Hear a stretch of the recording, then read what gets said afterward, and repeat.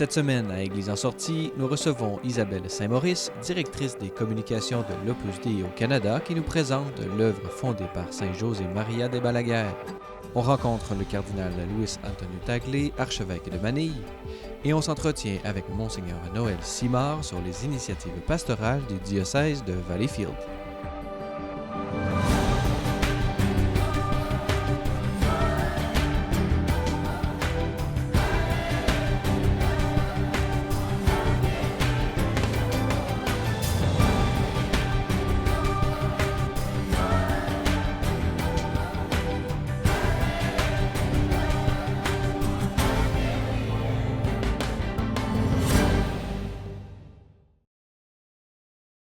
Bonjour mesdames et messieurs et bienvenue à Église en sortie.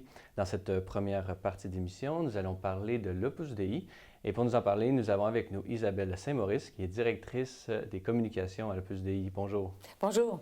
Alors, comme je viens de le dire, vous êtes directrice des communications pour l'Opus Dei. Qu'est-ce que c'est que l'Opus Dei? Pouvez-vous nous parler un peu de l'histoire de sa fondation, son fondateur, où est-ce que ça a commencé, toute cette histoire de cette organisation? Bon, l'Opus Dei, ça veut dire œuvre de Dieu. Hein? C'est en latin, Opus Dei, œuvre de Dieu. Et c'est vraiment une œuvre de Dieu parce que dans l'histoire de l'Opus Dei, tout a été des manifestations de Dieu. Saint José Maria, il est maintenant saint, mais c'est le fondateur de l'Opus Dei, José Maria Escrivá de Balaguer, un Espagnol. Il ne venait pas du tout en train de préparer quoi que ce soit, sinon que quand il était adolescent, il a eu des pressentiments que Dieu voulait quelque chose de lui, mais il ne savait pas quoi. Il pensait devenir architecte, mais ayant ces pressentiments-là assez forts, il a décidé de devenir prêtre pour pouvoir répondre à ces appels-là, cet appel-là de Dieu qu'il ne connaissait pas. Alors, il est allé au séminaire, puis il est devenu prêtre diocésain, c'est-à-dire pas prêtre d'une communauté, mais prêtre pour servir le diocèse. Et puis, en 1926, il a été ordonné. Et en 1928, au moment où il faisait une retraite, il s'est rendu compte de ce que Dieu lui demandait. Puis Dieu lui demandait que des gens de toute race, de toutes les couleurs, de toute époque, universellement, étaient appelés à être des saints, mais dans la vie quotidienne et non pas en ayant nécessairement la vocation de religieux. Parce qu'il y en a qui la reçoivent, mais il y en a beaucoup qui ne la reçoivent pas, cette vocation-là. C'est assez avant-gardiste parce qu'on est avant le Concile Vatican II, donc l'appel universel à la sainteté, ce n'était pas encore dans le langage à cette époque-là? Effectivement. D'ailleurs, ils lui ont dit, quand il est allé à Rome pour des approbations, tout ça qui arrivait 100 ans d'avance minimum. Alors, il a dû travailler pour faire avancer les choses, mais effectivement, il est arrivé d'avance. C'est très révolutionnaire de penser que des personnes ordinaires, et ça l'était beaucoup plus à l'époque où Saint José Maria l'a fondé, de penser que c'était possible d'être un saint sans faire partie d'une communauté religieuse quelconque. Donc, pouvez-vous nous parler un peu de la spiritualité de l'Opus Dei et comment là, ça se déploie dans l'organisation même de l'organisation? Bon, je dirais que il y a des hommes, il y a des femmes, il y a des surnuméraires, il y a des numéraires, des agrégés. Alors, qu'est-ce que c'est la différence? C'est la ressemblance. La ressemblance, c'est que tous sont appelés à vivre un 100% pour être un saint. Alors ça, c'est commun à tous les membres. Et il y a des différences qui sont très accidentelles. Donc, ce qui est semblable, par exemple, c'est que tous les membres de l'Opus Dei vont être appelés à donner leur 100%, à aimer Dieu, puis ils vont avoir des moyens pour le faire. Parce qu'on ne peut pas aimer Dieu, dire « Ah oui, amour en général », là. Comme j'entendais des fois quand j'étais au secondaire, ça ne disait absolument rien, c'était l'amour en général. Mais pour aimer Dieu, ça prend de le connaître. Donc, il y a une formation au niveau de ce que c'est que le christianisme, du contenu de la foi, des sacrements, de ce que c'est l'Église. Alors ça prend une formation de base. Et les surnuméraires et les numéraires et tous ceux de l'Opus Dei reçoivent cette formation-là. Et puis aussi, on a ce qu'on appelle un plan de vie spirituelle. On a besoin d'une vie spirituelle parce que si on veut vivre du Christ, puis si on veut transmettre le Christ à travers notre vie, on a besoin d'en être alimenté. Alors, c'est notre boost. Et puis, cette vie spirituelle-là, bon, c'est par exemple de prier tous les jours. On a des moments précis de prière à tous les jours. Ce sont une prière personnelle, je vais prendre un livre, tout ça, puis je vais essayer de parler avec Dieu. C'est pas une routine, c'est pas une habitude, c'est vraiment une nécessité de m'en aller entre tu et je, toi, mon Dieu et moi, brasser les affaires de la journée, apprendre un peu plus qui tu es, comment est-ce que tu réagirais dans telle situation, vraiment une vie comme développer une vie intérieure. Alors, il y a une vie de prière, il y a les moments de prière précis qu'on va avoir dans la journée, qu'on met quand ça nous convient. Ce n'est pas à telle heure, tout le monde de l'opposé prie, là. Chacun a ses circonstances.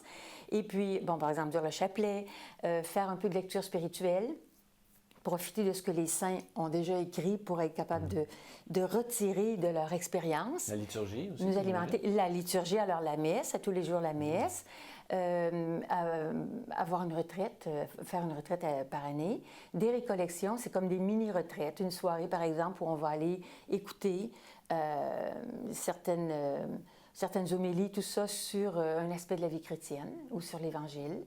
Et puis une réunion hebdomadaire pour aller s'alimenter un peu encore là, de comment est-ce qu'on peut vivre cette vie-là chrétienne dans la vie de tous les jours. C'est un mouvement qui est, disons, mondial, mais à la fois pan-canadien.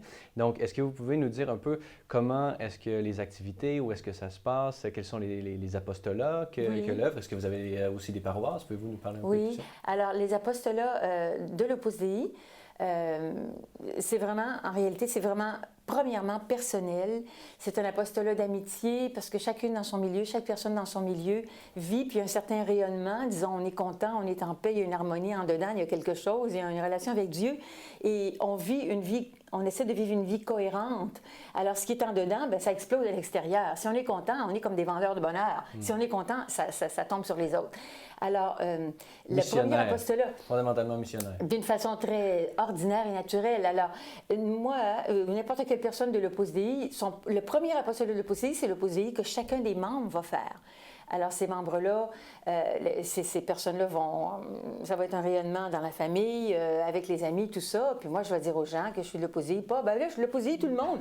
Mais quand je parle avec mes amis, puis quand on se connaît, qu'est-ce que tu fais? Moi, je suis père de famille, tout ça. Ben moi, je suis de l'Opus Dei, puis tout simplement. Mais disons que ça se remarque plus dans les commentaires qu'on se passe, les conversations, vivre les peines ensemble, travailler ensemble d'arrache-pied, toutes les choses les plus courantes qu'on a avec nos pères. Et puis, je vous parlais tout à l'heure de résidences universitaires. Dans d'autres pays, il y a des écoles, il y a des universités, il y a des écoles d'agronomie ou de métiers. C'est très variable. Et ça varie. D'un côté, l'Opus Dei, un de ces apostolats, c'est de donner de la formation. Une formation, comme je disais tout à l'heure, que les membres reçoivent. Cette formation-là se donne aussi à toutes les personnes qui veulent avoir une alimentation, disons, pour leur vie, sans avoir nécessairement la vocation. Ça, c'est un premier apostolat de l'Opus Dei, à part l'apostolat que ses membres font dans leur amitié puis les gens qui côtoient. Mais il y a des apostolats qui se font à partir des résidences, par exemple, qu'on appelle des œuvres corporatives. Alors, ça se fait en tant qu'Opus Dei. Et puis, là-dedans, il y a la résidence dont je vous parlais. Puis, il y a toutes sortes d'initiatives qui vont sortir des résidences, mais qui vont changer beaucoup au fil des années, dépendant des besoins et puis c'est ça, je dirais, des besoins qu'il y a dans la société. Je sais que les hommes, par exemple, ont un projet au Manitoba, au nord du Manitoba, pour aller aider les Inuits pendant l'été. Au niveau local, il y a Sésame. Vous parliez tout à l'heure, si on a une paroisse, par exemple, l'archevêché a demandé si l'Opus Dei voulait prendre en main une paroisse qui est dans un quartier plus défavorisé à Montréal. C'est la paroisse Saint-Ambroise. Et de là, il y a un camp d'été qui se fait chaque été pour les garçons, pour les filles, qui s'appelle Sésame. Et puis, c'est pour les aider au niveau académique, ceux qui ont un petit peu de difficulté, tout ça, les aider dans leurs besoins académiques, et puis après ça, faire du sport, puis du plein air, puis toutes sortes de choses, disons, pour les divertir pendant l'été. Pour nos téléspectateurs qui nous regardent et qui voudraient en apprendre davantage, quels sont les contacts? Comment est-ce qu'on peut vous rejoindre? Je pense que c'est facile si les gens vont sur le www.fr, pour français, opusdei.ca. Et là, il y a le site web de l'Opus Dei, puis il y a plusieurs liens aussi pour connaître les ouvrages de Saint-José-Maria. Puis il y a un canal YouTube aussi. Mais en allant sur le site de l'Opus Dei, les gens peuvent trouver ce qu'ils veulent. Alors, très bien. Alors, Isabelle Saint-Maurice, directrice des communications pour l'Opus Dei au Canada. Merci beaucoup d'avoir accepté notre invitation aujourd'hui. Merci à vous. Au plaisir.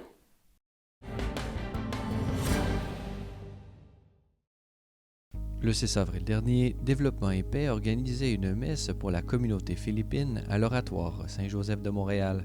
Cette célébration eucharistique avait la particularité d'être présidée par le cardinal Luis Antonio Tagle, archevêque de Manille et président de Caritas Internationalis. C'est également à cette occasion que nous avons pu nous entretenir avec lui de l'organisme Caritas Internationalis et de ses défis actuels, mais également de son engagement auprès de la diaspora philippine, ainsi que de ses souvenirs du Congrès eucharistique de Québec en 2008. Being the heart of the church, which is love, for God is love. And so Caritas now, through its humanitarian efforts, responding to the survivors, victims of different types of natural and human-made calamities, the advocacy for saving lives and the environment, and also the integrity of society, so that true development could happen. These are some of the concerns, the urgent concerns of Caritas. The work of Caritas happens on two levels. First, on the local level, there are a lot of poor people, displaced people, people who are homeless, and then you have specific groups like children that need to be protected. You have women. You also have refugees coming to North America. You have the migrants. You have victims of trafficking. All those are local, but the beautiful thing about Caritas Canada, Development and Peace, and Caritas the United States, both of your countries have Caritas involvement outside of your country. And so you help a lot of people who have been affected by climate change, affected also by wars and conflicts. And so the universality of love, the universality of the church is quite palpable in the concerns of Caritas Canada and Caritas United States. It's a heavy responsibility, and but I look at it as a real mission of the church and for the church. In fact, I thought that the first and the paramount experience that I would get in Caritas was for me to join many others in helping the poor and the suffering, and that's happening. But I'm surprised that I am the one that's being helped, being helped by the people who are being served. You know, I learn a lot from the refugees. I learn a lot from the poor. There's so much dignity, so much passion in them. The drive to keep on dreaming. You see a lot of hope in them, which for me is a mystery. And it affirms the presence of God, the presence of the Spirit in the poor and those who are suffering. So it's really, I cannot be proud. And I've been telling the people of Caritas, the volunteers, and the institutional partners, yes, we have something to contribute, but let us not be proud. We have a lot more to gain and to learn from them. Of course, I'm always excited to see fellow Filipinos. But nowadays, when I see them in big numbers, I am speechless. In what way? Now, before coming here to Montreal, I was in Madrid.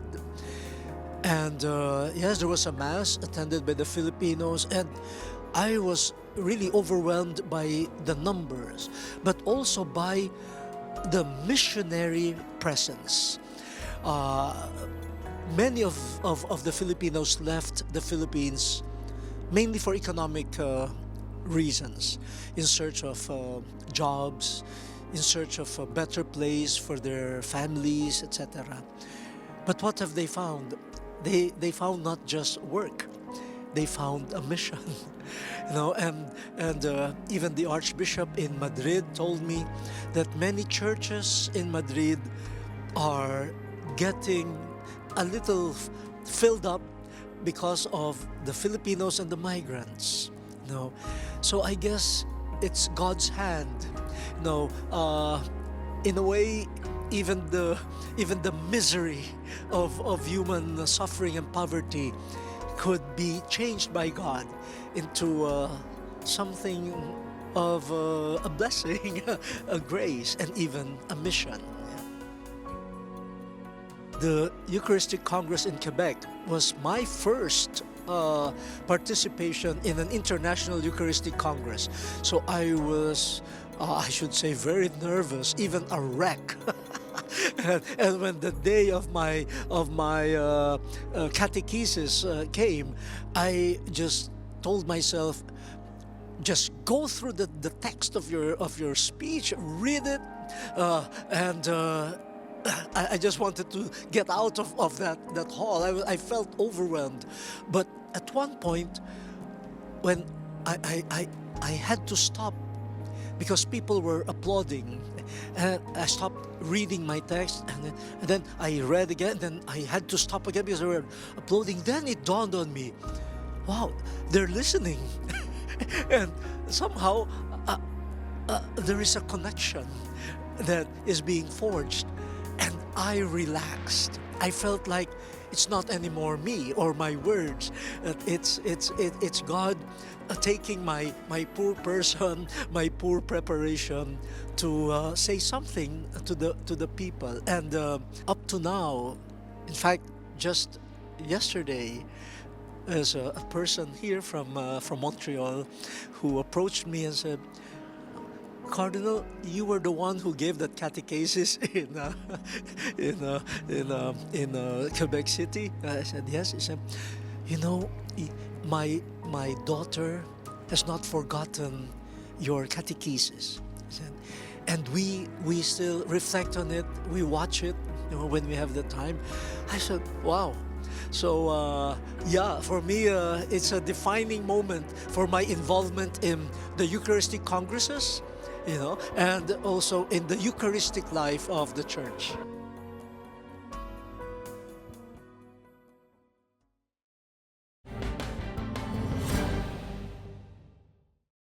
Dans cette troisième partie d'émission, je vous présente l'entrevue que j'avais réalisée avec Monseigneur Noël Simard, évêque de Valleyfield, et qui avait accepté de répondre à quelques-unes de mes questions sur son diocèse lors de l'Assemblée générale de la Conférence des évêques catholiques du Canada à Cornwall. Alors, Monseigneur Noël Simard, merci beaucoup d'avoir accepté notre invitation aujourd'hui.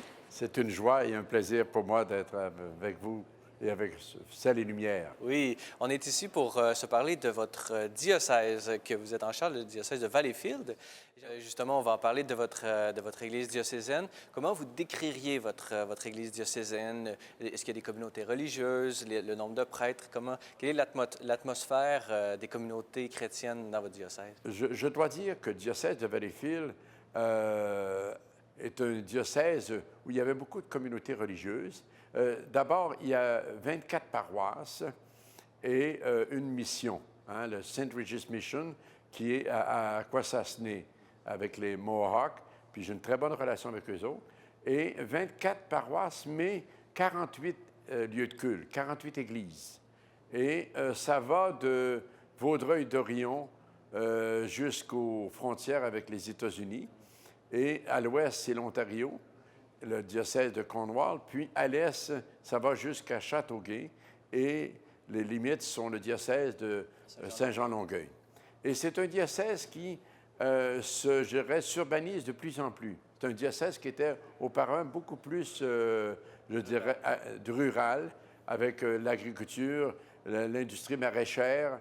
Et maintenant, on voit les trois centres, tu sais, les trois grandes villes, là, se développer beaucoup. Vaudreuil-Dorion, Valleyfield et Châteauguay. Est-ce que vous pourriez nous dire, peut-être dans un autre registre, votre diocèse, quels sont les grands défis qui vous préoccupent plus particulièrement? Bon, les grands défis sont bien sûr d'évangéliser, l'évangélisation de cette société qui très souvent est, je dirais, centrée sur la consommation, hein, sur le matérialisme. Comment faire pour leur faire découvrir la joie de l'Évangile, la beauté du message de Jésus-Christ qui nous dit heureux les cœurs purs, heureux les miséricordieux, heureux ceux et celles qui souffrent, ils seront consolés. Hein? Alors, comment les amener à vivre les béatitudes et à découvrir aussi que le Seigneur a déposé dans leur cœur une vie qui ne cherche qu'à grandir et qu'à se développer. Alors ça, c'est un des défis, la nouvelle évangélisation qui n'est... Vous savez, l'évangélisation, c'est toujours de dire la bonne nouvelle, d'apporter l'Évangile. Elle est nouvelle non pas par le contenu, mais par la méthode, par, je dirais, les attentes qu'on rencontre aujourd'hui. Et on doit répondre aux besoins du monde d'aujourd'hui, à cette soif de nos gens qui, sans le dire, ont soif de bonheur, ont soif d'un sens à leur vie. Et ça, je crois qu'il faut trouver des moyens pour, à part de ça, sortir de nos préoccupations internes comme Église, puis comme communauté. Et ça prend beaucoup. Je le vois. On est à peu près 5 % de pratique, 5 à 7 % et on consacre beaucoup d'énergie pour ce 5 à 7 %, mais il faut penser aux 90 % de ceux qui attendent qu'on les rejoigne et qu'on aille leur apporter cette bonne nouvelle et qu'on les aide aussi à découvrir qu'ils ont peut-être aussi une bonne nouvelle à dire au monde d'aujourd'hui. Alors ça, c'est un défi, la nouvelle évangélisation ou l'évangélisation tout court. Et l'autre défi, c'est bien sûr je dirais, la création. Bien, ils sont créés, les communautés, mais faire en sorte que nos communautés chrétiennes soient vraiment des lieux de communion, de partage, d'entraide, des lieux où la foi se vit réellement, non pas seulement en parole, mais en acte. Et faire en sorte aussi que les gens aillent à la rencontre de Jésus-Christ. Au-delà des célébrations et des sacrements, il y a une rencontre à vivre avec Jésus-Christ. Et c'est un autre défi. Et parce que, tu le sais très bien, la relève est difficile. Les ouvriers sont peu nombreux. Les ouvriers sont peu nombreux. Les gens sont bénévoles qui sont engagés. Moi, je vois des gens de 80 qui sont encore très actifs dans leur paroisse. J'ai des pasteurs, là. Il y en a un qui va avoir 80, puis qui continue de prendre en charge 2 paroisses. Et un autre à 78 ans. Mais dans quelques années, c'est par force qu'ils vont être obligés de prendre leur retraite. Ils ont un cœur très généreux. Et donc, la relève, tant au niveau des ressources presbytérales, des prêtres, c'est ce qu'elle nous prend, mais aussi au niveau des laïcs engagés, puis des bénévoles. Parce que là, c'est toujours les mêmes, les TLM, toujours les mêmes. Alors, ça aussi, c'est un autre défi. Et, bien sûr, l'autre défi, c'est comment aider nos familles. C'est la priorité du diocèse, la famille. Comment aider nos familles qui sont souvent éclatées, brisées, et faire en sorte qu'elles deviennent des lieux, des foyers d'amour, des foyers de communion et de partage, des petites églises domestiques où la foi se vit et où la foi se transmet. Nous avons dans le diocèse des groupes de jeunes. Je suis heureux parce qu'il y a quand même des belles réalisations. Il y a encore un engagement formidable des gens. Puis, nous avons dans le diocèse une belle tradition de pastoral social. Nous avons un agent, un responsable de pastoral social qui fait un travail extraordinaire pour les gens qui sont mal pris. On a la maisonnée avec 6 maisons, maisons pour les femmes violentées, maisons pour les familles qui sont dans la rue et tout cela. Alors ça, on veut continuer. Et c'est une expression de la miséricorde que de venir en aide et d'exprimer la compassion de Dieu à tous ceux et celles qui en arrachent et qui sont dans les difficultés. Les jeunes, surtout, après leur confirmation, des fois, ils vivent la confirmation puis il n'y a plus rien. Donc, un rassemblement qui va les stimuler à témoigner de leur foi, puis à s'engager et à devenir à leur tour des témoins de la tendresse et de la miséricorde de Dieu. En tout cas, on peut dire que vos fidèles doivent être très heureux de vous avoir. On sent votre enthousiasme et votre dévouement justement à la mission de la nouvelle évangélisation. Monseigneur Noël Simard, évêque de Valleyfield, merci beaucoup d'avoir accepté notre invitation. Eh bien, c'était un grand plaisir. Merci beaucoup. Vous êtes toujours le bienvenu à Ciel et Lumière. Merci.